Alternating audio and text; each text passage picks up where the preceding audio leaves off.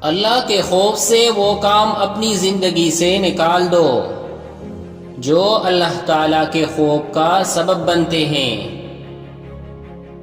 زندگی کے بہترین دور کے بارے میں لوگوں سے پوچھے تو جواب ملے گا کہ اچھا زمانہ گزر چکا ہے یا ابھی آیا ہی نہیں، حالانکہ اچھا دور وہ ہے جو گزر رہا ہے۔ اگر آپ آج سے شکر ادا کرنا شروع کر دیں گے تو آج سے حالات بہتر ہونا شروع ہو جائیں گے۔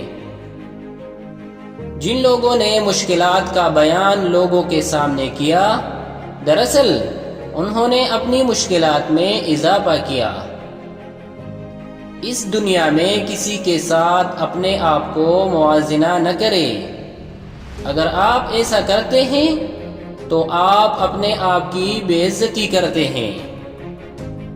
انقلاب کوئی سیب نہیں، جو پکے گا تو گر جائے گا، آپ کو اسے گرانا ہوگا۔ میں نے یہ سیکھا ہے کہ ایک انسان کی زندگی زمین کے سب سے امیر ترین آدمی کی جائیداد سے لاکھوں گنا زیادہ قیمتی ہے۔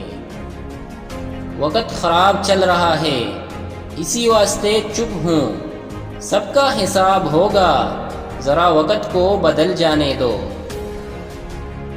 لوگوں کو جب ان کی اوقات میں رکھنا شروع کر دو تو کہتے ہیں تم بہت بدل گئے ہو یار۔